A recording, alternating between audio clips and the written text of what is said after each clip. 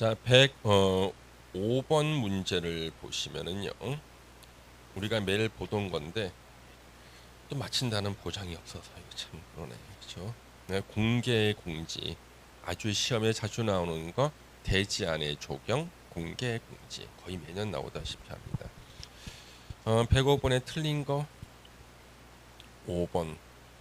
공개 공지 면적은 대지 면적 10% 이하 범위. 대지 면적이 건축 면적 아니에요. 예, 이하 범위에서 조례로 정합니다. 그래서 5번이 틀렸고 1번 바닥 면적이 5천 이상인 판매 시설, 백화점 같은 거고요. 공개 공지 설치 대상 건축물이다. 맞습니다. 그래서 판매 시설 명동 롯데 백화점 옆에 가면 공개 공지가 있어요. 그 예전에 제가 이제 재수할 때인데 그 제 친구하고 저하고 이제 같이 걸어갔습니다. 그 친구가 이제 중개사 시험 벌써 10년 넘게 공부하는 친구인데 고등학교 동창이에요. 예. 그래서 재수를 할 때인데 재수해서 저는 이제 대학을 붙었는데 한양대 법대를 붙었는데 제 친구는 그때 또 떨어지는 바람에 걔가 이제 군대를 가야 되는데 그래서 이제 거기 지나가고 있는데 거기서 웬 여자 가수가 공연을 하는 거예요. 무슨 가요제인가 어디에서 입상을 했다는 거예요. 예. 그 여자 가수는 나중에 보니까 박미경이라는 가수였습니다. 예. 예. 그 박미경 나이가 꽤 됐죠. 예. 그래서 그 생각이 납니다. 그리고 나서 이제 나중에 이제 대학원을 공부했더니 거기가 바로 공개 공지였다. 공개 공지. 백화점 옆에 판매 시설의 대표 백화점이거든요. 공개 공지. 근데 이제 만약에 이 판매 시설이라도 무슨 농수산물 유통 시설은 제외. 그래서 가락동 농수산물 시장 같은 데는 공개 공지가 없습니다.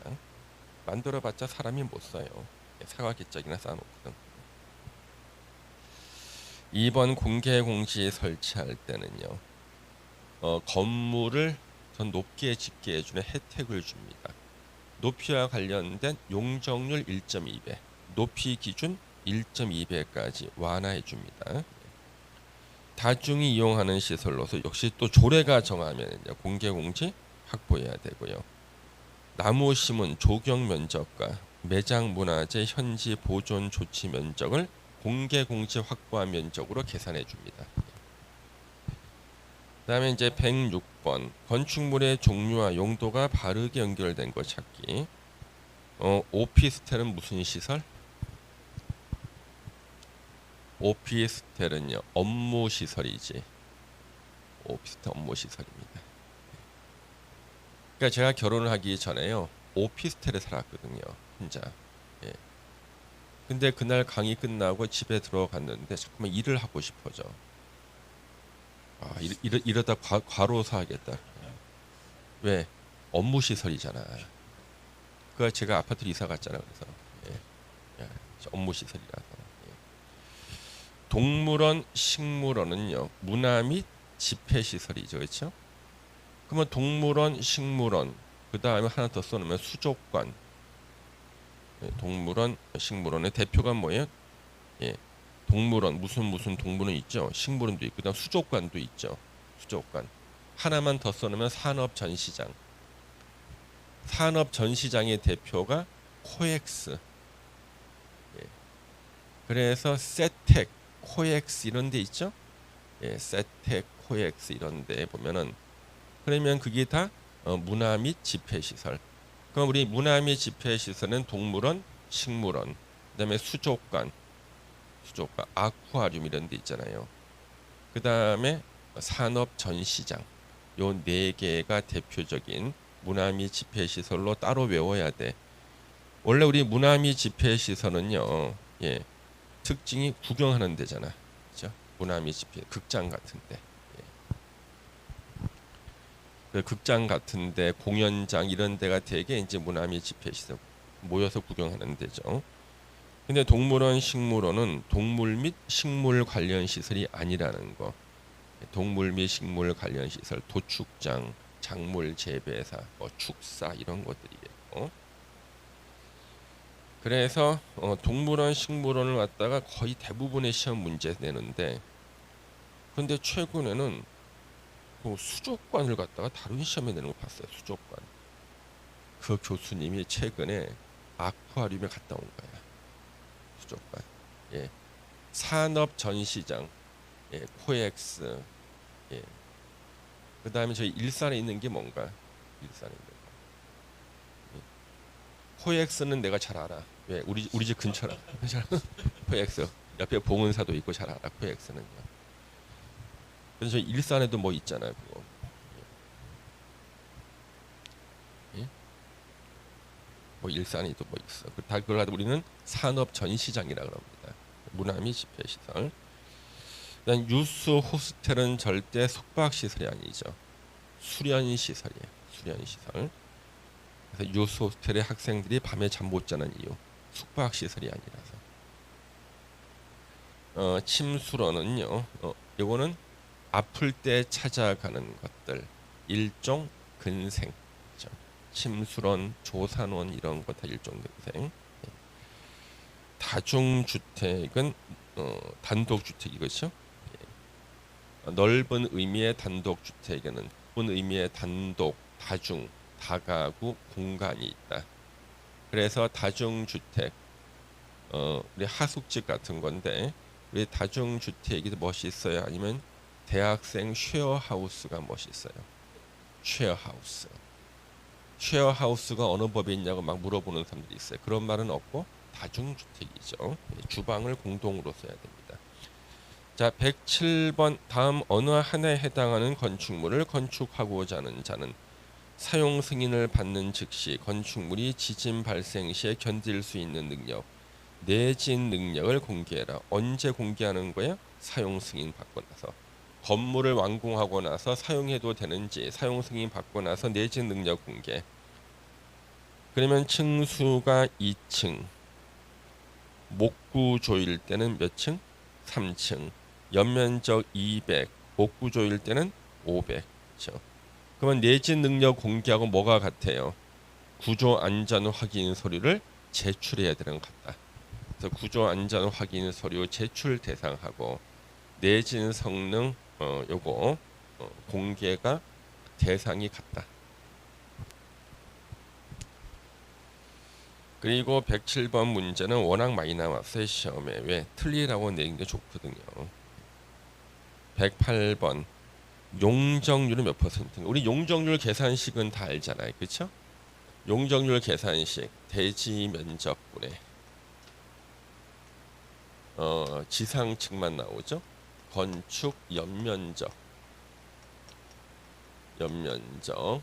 곱하기 100을 하면은 퍼센트로 용적률이 나옵니다. 이렇게 용적률이 나와요. 예. 그러면 대지 면적분의 건축 연면적 곱하기 100 그럼 용적률 나오는데 그러면 대지 면적이 얼마예요? 여기요. 만. 대지가 만이야. 그 다음에 지하 2층. 지하는 어떤 시설이든 용적률 산정할 때는 연면적에서 제외죠. 그 다음에 지하 2층, 지하 1층은 필요 없고 지상층이라도 부속용도 주차장으로 쓰는 면적은 제외죠. 지상 1층이라도 주차장으로 쓰고 있는 건 빼는 거잖아. 그러면 이제 지상 2층부터 9층까지만 연면적에 포함시키면 되네. 이때 이제 함정이 있어. 9 빼기 2를 해서 7을 곱하면 안 돼. 2층부터 9층까지는 몇 개 층이야? 8개 층이라고. 그래서 2000 곱하기 8 16,000이 나와요. 그렇죠? 곱하기 100을 하면 얼마인 거예요? 160%죠. 그래서 상당수의 학생은 지상 2층부터 지상 9층이니까 9 빼기 2에서 7 140이라 그런다고. 무슨 말 아시겠어요? 예. 그래서 용적률 계산할 때의 중요할 점. 지하층은 뺀다. 지상층이라도 부속용도 주차장 면적은 뺀다. 마지막 판원 함정은 2에서 9층 하면 9 빼기 2에서 7을 곱하는 순간 틀린다. 8개 층이라고요. 예. 혹시 그래 틀리신 분 손 들어보세요. 솔직히. 예. 야, 옆에서 일렀구나. 예, 그렇죠. 그래서 이제 문제를 내면서 교수님은 요거 하나 틀릴 테고 요거 틀릴 테고 방심하고 있을 테고 틀리겠다. 이런 것들이 다 좀 예상대로 틀리면 또 기분 좋아합니다. 그다음에 이제 109번 건축 허가에 관한 내용으로 틀린 거. 그래서 요 내시는 교수님은 항상 1번 지문이 21층이 나와요. 예. 그래서 109번에는 몇 번이 틀렸습니까? 5번. 예. 그러면 1번부터 보겠습니다. 21층 이상 건축물을 특별시에 건축할 땐 누가? 특별시장이 허가권자. 국가지자체가 허가를 받거나 신고해야 되는 건축물을 건축하거나 대수선할 때는요. 뭐 국가나 지자체가 짓는 건물이 공용 건축물 그러고 공용 건축물은요. 허가권자하고 협의를 해야 된다. 협의하면 허가나 신고한 것으로 본다. 그리고 공용 건축물은 다 짓고 나서 사용 승인도 받지 않는다. 거기까지 기억하시면 되고요. 바닥 면적의 85제곱미터 이내 증축, 개축, 재축은요. 미리 신고하면 허가 받은 것으로 본다. 4번 허가를 받은 자가 2년 내에 공사에 착수하지 않거나 착수를 했지만 완료가 불가능 인정했을 때는 의무적으로 건축 허가를 취소하여야 한다. 의무로 되어 있습니다. 그 다음에 연면적의 10만 제곱미터 이상의 건축물을 건축하고자 할 때는 특별시장, 광역시장, 도지사의 허가. 아무리 공부를 못해도 국토부 장관하고 도지사는 절대 허가권자가 될 수가 없다. 그러면 도지사를 빼면 또 옳은 지문인가? 그것도 아니야. 그렇죠? 예. 특별시나 광역시에서란 말이 나와야 돼. 특별시나. 예. 특별시나 광역시에서 21층 이상이거나 연면적의 10만 이상을 건축할 때는 특별시장, 광역시장이 허가권자가 되죠. 일단 도지사는 절대 허가권자 안 된다. 예, 예.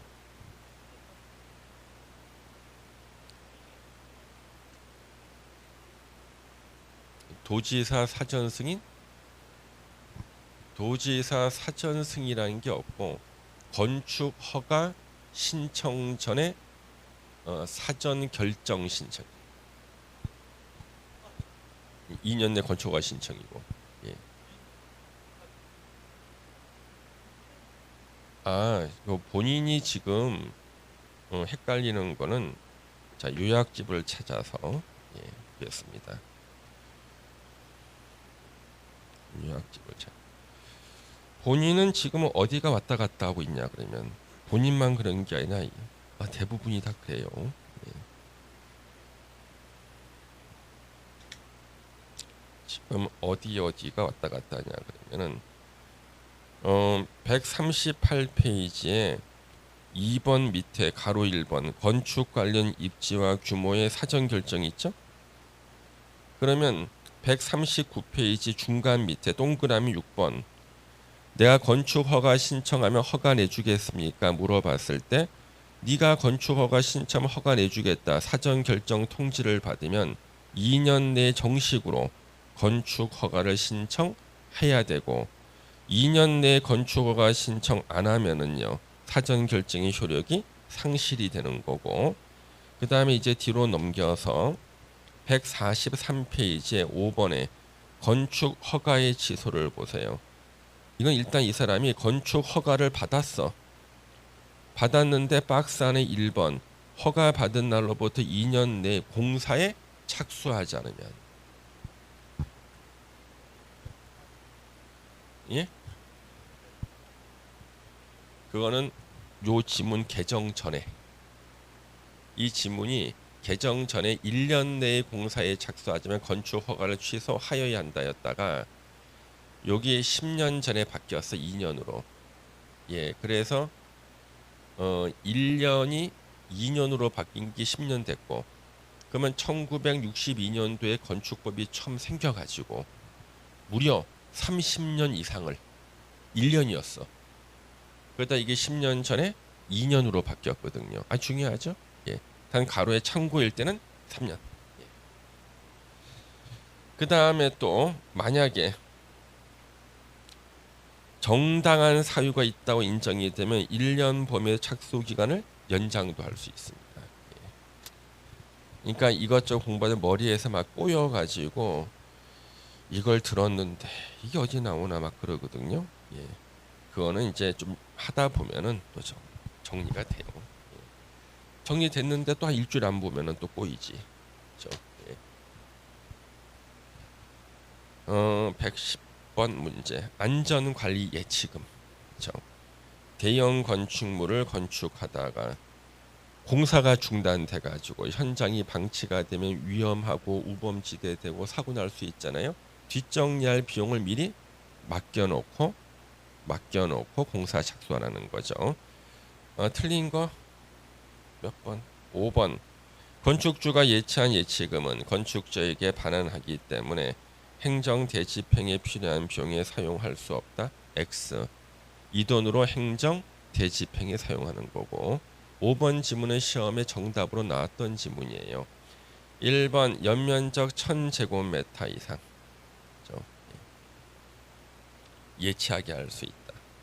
건축 공사비의 1% 범위 안에서 현금이나 보증서로 예치할 수 있고요. 3번 개선 명령도 할 수 있고, 4번 안전관리 예치금을 사용해서 행정 대집행 할 수 있다. 111번은 이제 건축 법령상 용어 정의가 나왔습니다. 용어 정의에서 이제 틀린 거 찾기에 틀린 거 몇 번이 틀렸나?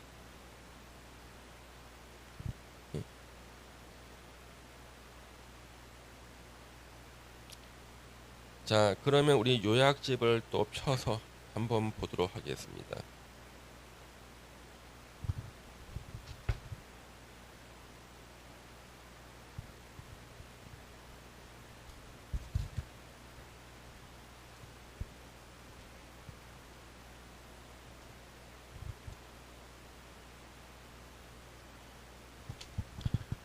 (151페이지) 151페이지 구조안전 확인 서류 제출이 있죠.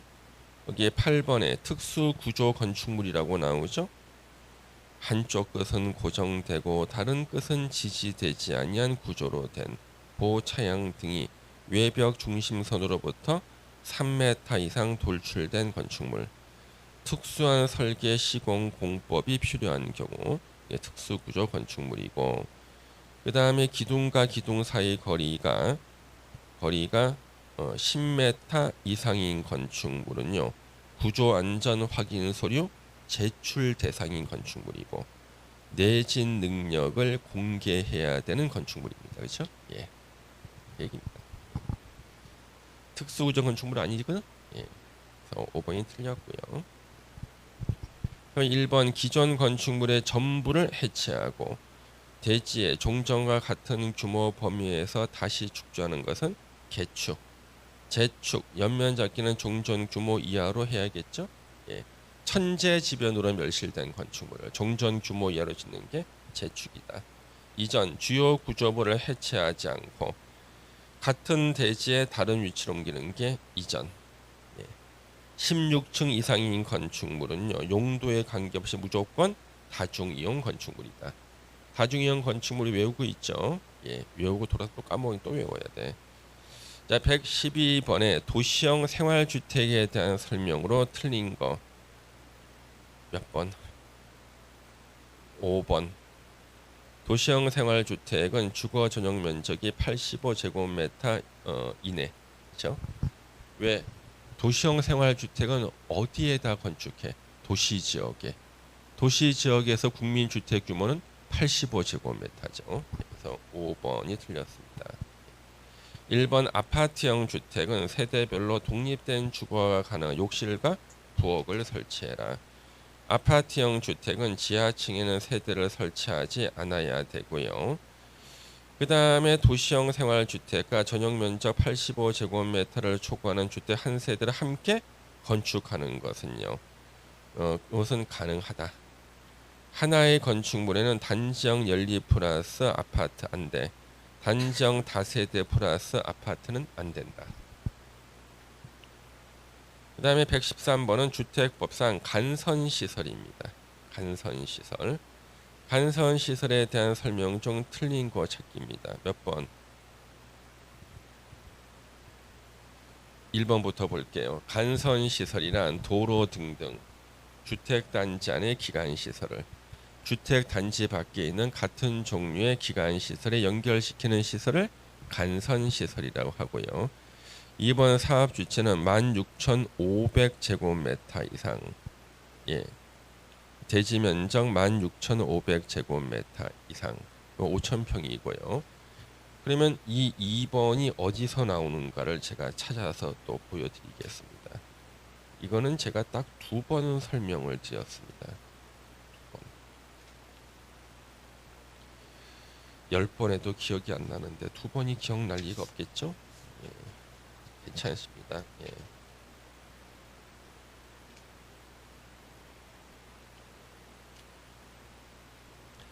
177페이지 177페이지입니다. 간선시설의 설치 나오죠? 우리 간선시설은 원칙이 사업주체가 설치하는 거예요. 사업주체 뭐 건설회사라든가 사업주체는 건축법에서는 건축주, 주택법에서는 사업주체. 간선시설은 원래 사업주체가 건설하는데 단 사업주체가 대통령령으로 정하는 호수 단독주택 100호 이상을 짓거나 공동주택 100세대 이상 리모델링일 때는 늘어나는 세대수 증가하는 세대수가 100세대 이상 만약에 대지를 조성한다 그러면 5,000평 16,500제곱미터 이상의 대지 조성할 때는 사업주체가 간선시설을 설치하는 것이 아니라 간선시설 종류별로 설치 의무자가 따로 정해져 있다. 도로 상하 수도는 누가 설치 의무자야? 지자체. 전기, 통신, 가스나 지역 난방 시설을 그것을 공급하는 자, 한국전력 등등이 설치 의무자. 그러면 사람들이 그러면 도대체 국가는 뭐 하고 있는 거야? 국가는 우체통을 설치해 줘. 사람들이 아니 도대체 국가는 뭘 해주는 거야? 우리는 우체통을 설치해 주겠다. 국가를 웃음거리로 만든 조문이 이거예요. 예, 국가를 웃음거리로. 예.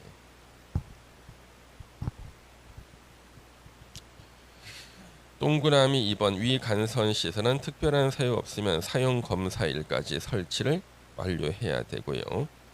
그다음 이제 비용 상한 간선 시설의 설치 비용은 설치 의무자가 부담하는 게 원칙.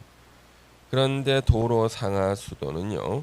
그 비용 50% 범위에서 국가가 보조할 수 있고 전기 간선 시설을 지중 선로로 설치할 때는 전기를 공급하는 자 한국전력과 지중에 설치할 것을 요청하는 자 각각 50% 비율로 설치 비용 부담한다. 왜? 여러분들 우리 옵션이라는 게 있죠. 옵션. 예?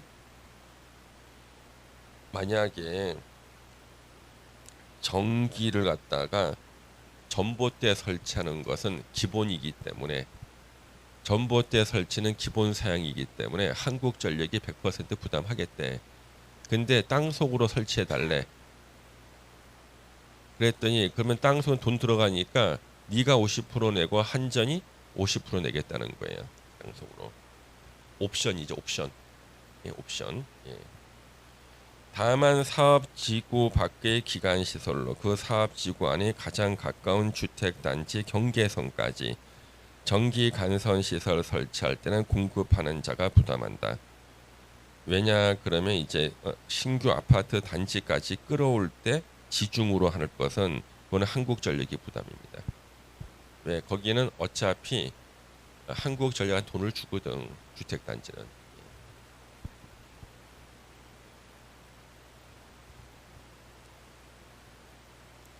이런 것까지 왜 설명하냐 그러는데 누가 그렇지? 마음속으로 설명 19회 때 나왔어. 역사상 2차 시험에 공법이 가장 어려웠다. 19회 때. 근데 거의 못 맞췄지. 두 번밖에 설명 안 했거든. 20번에도 못 틀리는 사람. 근데 한 번만 해도 기억하시는 분들이 있었어요. 근데 지금 기억나. 19회 때. 와, 대단하더라.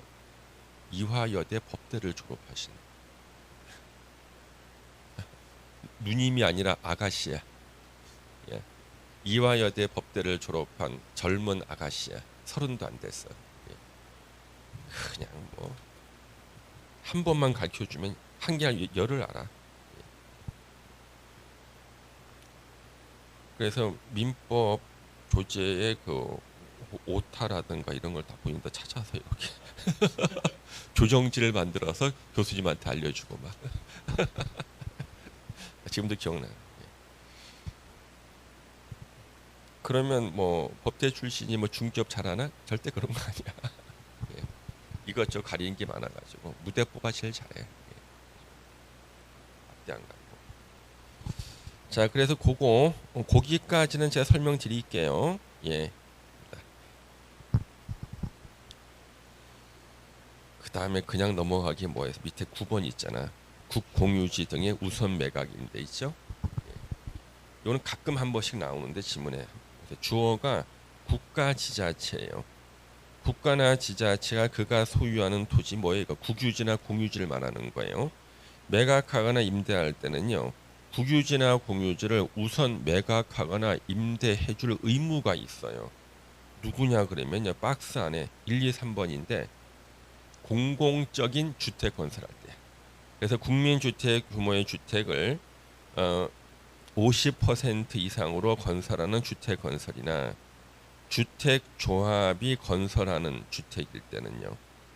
그러니까 주택조합이 주택을 건설하거나 국민주택을 50% 이상 건설할 때는 국유지나 공유지, 국가지자체가 자신의 땅을 우선적으로 매각하거나 임대를 해줄 수가 있습니다. 근데 동그라미 2번이 몇 번 나왔어요. 그래서 우선적으로 매각이나 임대해 줬는데 2년의 동그라미 쳐요. 2년 내에 약속을 안 지킨 거야. 국민주택 규모의 주택이나 조합주택을 건설하지 않거나 대지 조성 사업을 시행하자는 했을 때는 도로 사올 수 있다. 환매하거나 임대 계약 취소할 수 있다. 환대하거나 임대 계약 취소할 수 있다. 그러면 이것도 있잖아요. 내가 보기에는 법조문 잘못 만들었거든. 우리가 국가나 지자체가 그 소유하는 토지를 매각하거나 임대라는 말은 쓰질 않거든 원래는요.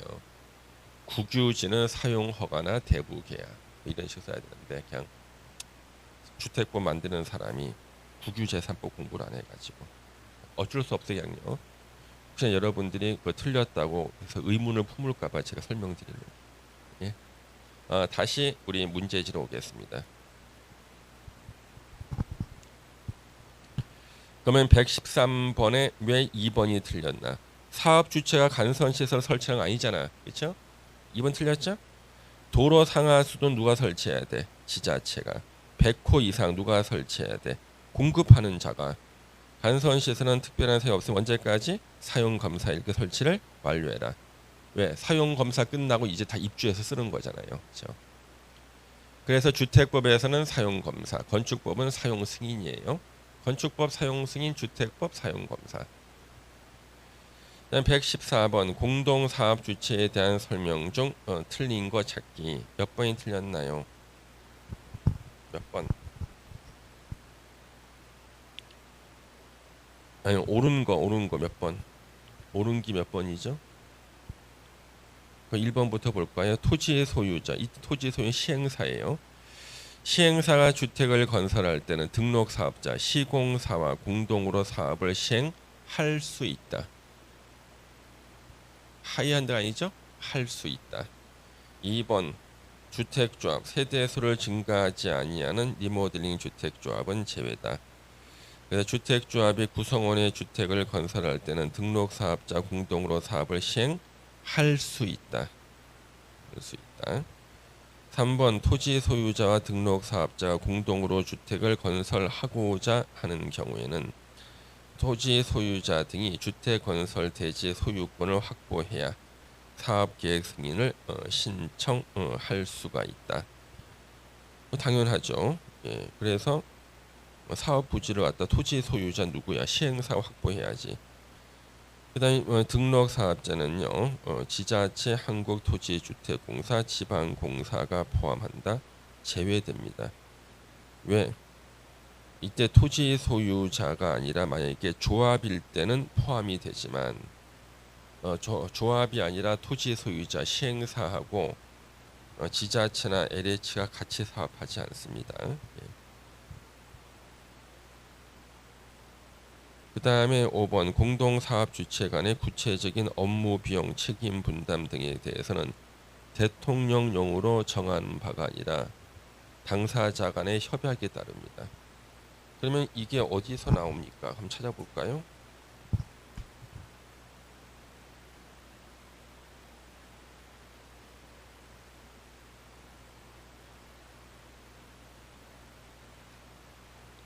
(164페이지) 예.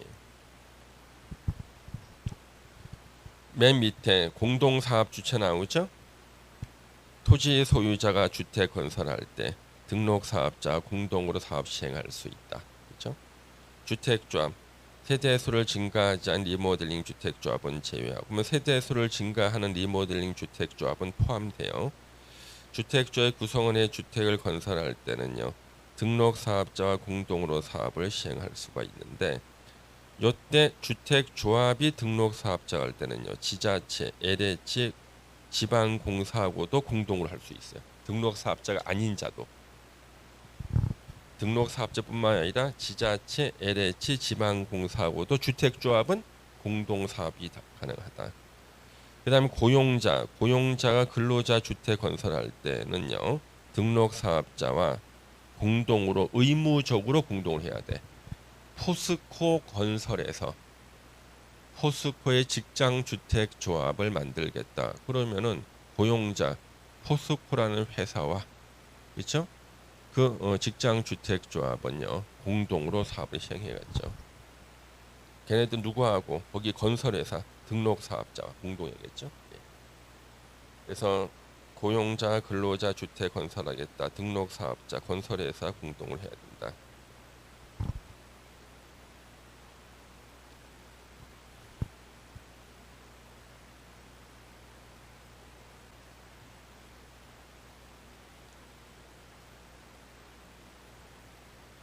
그다음에 첫째 사업계획 승인.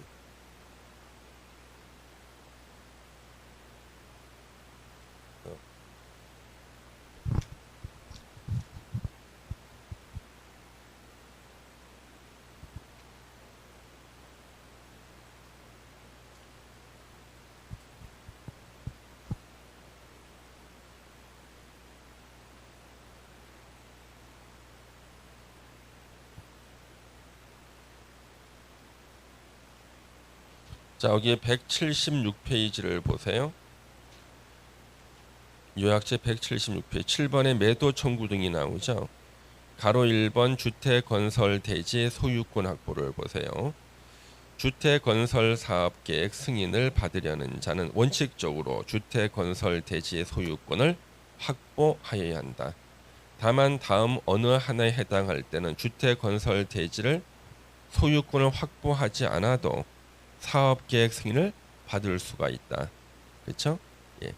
3번 박스 안에 3번 보시면은 국가 지자체, 한국토지주택공사, 지방공사가 주택 건설 사업할 때는요.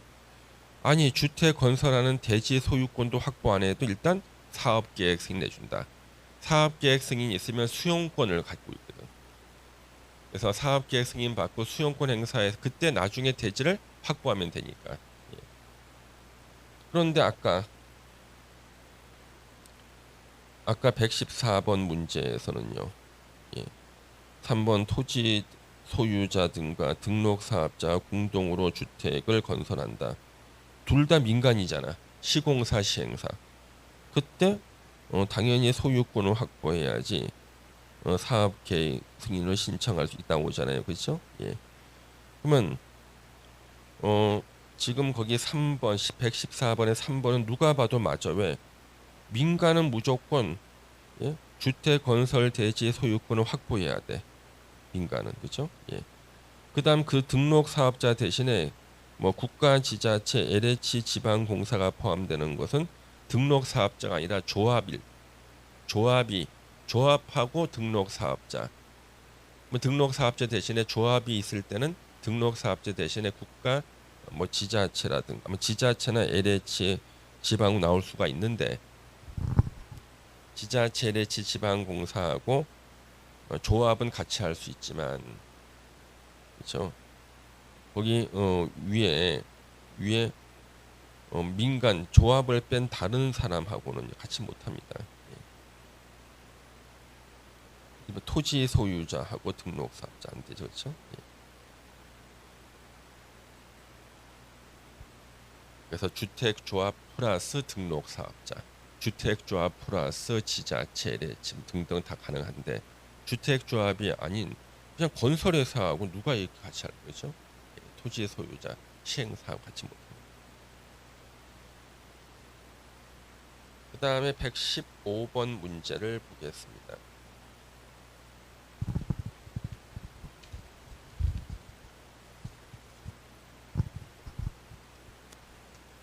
(115번) 예.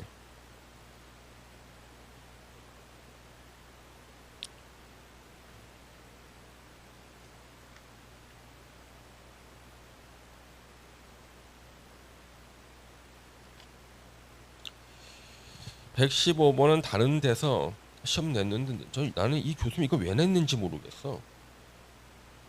그러니까 출제 의도를 잘 모르겠어요. 115번 문제에 대해서는 교수님 내시긴 내셨는데 예.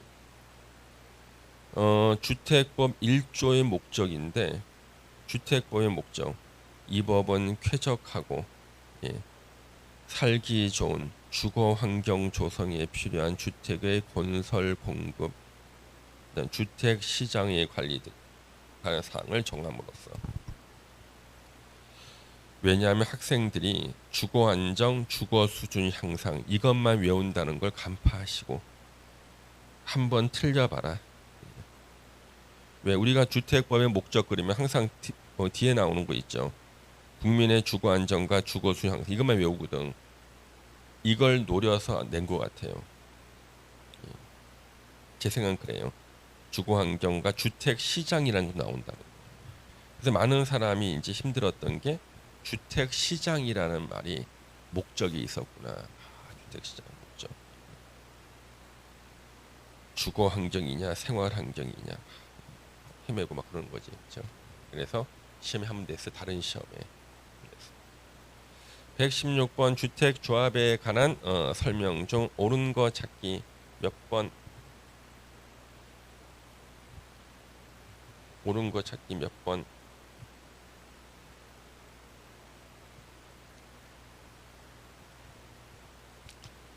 1번부터 볼까? 주택 조합 설립 인가를 받으려면 주택 건설 대지 80% 이상 사용권은 소유권 15%. 그러니까 1번 틀렸죠? 예.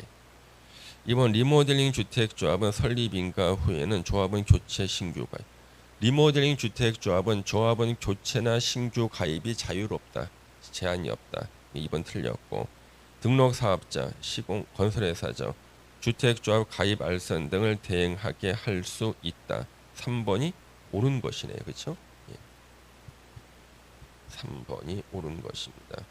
3번에 왜 의미가 있냐 그러면 이게 몇 년 전까지는 대행하게 할 수 없다였어. 예. 이제는 대행하게 할 수 있답니다.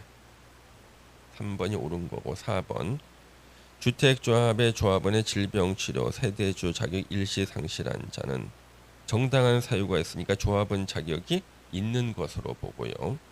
리모델링 주택조합 인가 받은 후에 당연히 조합은 교체할 수 있다. 교체 변경이 자유로운 게 리모델링 주택조합. 리모델링 주택조합은 조합원 수에 대한 제한도 없어. 20명 미만이라도 돼. 117번 공급 질서 교란 행위 금지. 주택을 공급받을 수 있는 지위를 불법으로 양도 양수 알선 광고 금지. 금지되는 게 아닌 거. 입주자 저축 증서 청약 통장 금지. 양도 양수 알선 광고 금지. 2번 국민주택 채권 없죠? 2번 정답. 조합원 지위, 이주 대책 대상자 확인서, 무허가 건물 확인서, 일명 딱지, 불법 양도 등등 금지. 118번 투기 과열 지구 안에서 사업 주체가 건설 공급하는 주택은 10년 범위에서 전매 금지다. 예외가 아닌 것은 예외. 2번 세대원 전원이 2년 이상 해외 체류입니다. 세대원 전원이 해외로 이주하거나 2년 이상 해외 체류예요. 왜 1년 냈냐 그러면요. 임대주택법에는 1년이거든. 임대주택법은 임대주택을 공급받은 자는 원칙적으로 전대 등을 할 수 없다. 예외적으로 전대 등이 가능한 경우 해외로 이주하거나 1년 이상 해외 체류야. 그래서 그거 틀리라고. 나머지 그냥 보시면 돼요. 예, 정당한 사유. 예. 119번 이행강제금에 대한 설명으로 틀린 거. 농지법상 이행강제금에 대한 설명 틀린 거. 예. 몇 번이 틀렸나? 3번 시장 군수 구청장은 농지를 소유할 자격을 상실한 사람은 팔아라. 예, 한테 농지를 소유할 자격을 상실한 사람은 자기가 1년 내 농지를 처분해야 돼. 1년 내 처분 안 하면은요. 처분 명령 6개월 내 처분하라는 처분 명령을 시군구청장이 할 수 있고 그래 처분 명령 또는 원상 회복 명령 이행 기간이 만료한 다음 날을 기준으로 예, 만료한 다음 기준으로 해서 그 처분 명령 원상 회복이 이행될 때까지 이행 강제는 매년 2회 부과 징수할 수 있다. 매년 1회 1회지. 건축법의 이행 강제금 1년에 2회 이내. 건축법의 이행 강제금 1년에 2회 이내에서 부과. 그 다음에 농지법의 이행 강 1년에 1회 부과죠. 그래서 2회라는 말이 틀렸어요. 한 번 틀렸죠? 그래서 1번은 그대로 보시면 돼요. 그래서 감정 가격 또는 개별 공시지가 중 더 높은 가액의 100분의 25. 감정 가격이나 개별 공시지가 중에 더 높은 가격의 100분의 25 이행강제금 부과. 2번 문서로서 알려줘야 되고 4번 처분 명령을 받은 자가 처분 명령 이행하면 새로운 이행강제금 부과는 즉시 중지하되 한 번 부과된 그래도 징수하여야 한다. 5번 안 내면은 지방행정제재 부과금 징수 등에 관한 법률에 따라 징수. 이게 강제 징수한다는 겁니다. 120번 농업진흥지역 제도에 대한 설명 중 틀린 거 몇 번 틀렸나? 1번부터 볼까요? 농업진흥지역은 첫 번째 함정 누가 지정권자인가? 농림부 장관이 아니라 시도지사다. 그다음에 시도지사가 지정한 누구의 승인 받나? 농림부 장관의 승인을 받고 어디다 지정하는가? 개발 안 된 곳 사촌 녹관 농자에 지정한 단 특별시의 녹지 지역에는 지정할 수 없다. 3번 시도지사로부터 농업진흥지역 지정에 관한 승인 신청을 받으면 농림부 장관은 승인 전에 반드시가 아니라 농업진흥지역을 지정할 대상 지역이 녹지 지역이나 계획관리 지역이 있을 때 녹지 지역이나 계획관리 지역이 농업진흥 지역에 포함될 경우에만 농림부 장관은 국토부 장관하고 협의를 해야 됩니다. 왜 거기는 개발될 수가 있는 지역이라서. 5번 농업보호구역에서는요. 수질을 오염시키는 일반 음식점, 휴게 음식점, 노래 연습장, 단란주점 같은 것은 설치할 수가 없다. 농업진흥지역은 두 개로 나누어지죠. 농지로 집단화된 곳, 농업진흥구역과 농업진흥구역에 물대주는 곳, 용수원 확보한 농업보호구역. 그러면 용수원을 확보하는 농업보호구역에서는요. 수질 오염시키는 건 금지입니다. 그렇죠? 3금지. 5번. 1필지 면적의 900제곱미터 농지 중 300이 농업진흥지역, 600이 농업진흥지역 외다. 어느 지역의 행위 제한 적용인가? 농지의 소유자한테 유리하게 적용한다. 규제가 강한 지역이 330제곱미터 이하는 그쪽에 걸치지 않은 것으로 봐요. 그러면 농업진흥지역이 규제가 강하니까 330 이하죠. 그쪽으로 걸치질 않은 것으로 보니까 일피 토지 전체는 농업진흥지역 안에 행위 제한은 적용되지 않는다가 돼요. 규제가 강한 쪽으로 330 이하 걸쳤을 때는 그쪽에 걸치지 않은 것으로 보는 겁니다. 자, 오늘 문제 절반 맞히신 분. 절반이면 아주 우수한 성적이네. 그렇죠? 16개만 과락만 넘겨도 우수한데. 예. 그래서 오늘 문제 반드시 다시 확인해 보셔야겠죠? 예, 괜찮습니다. 그리고 다음 주 문제도 이제 조금 더 이제 응용된 문제 좀 들어가고 10월 달에 두 번 80 문제는요. 가장 최근에 제가 수집한 문제를 더 집어넣을 거예요. 예, 그래서 한 문제도 버릴 문제는 없습니다. 예, 오늘 여기까지 하겠습니다. 수고하셨습니다. 감사합니다. 예.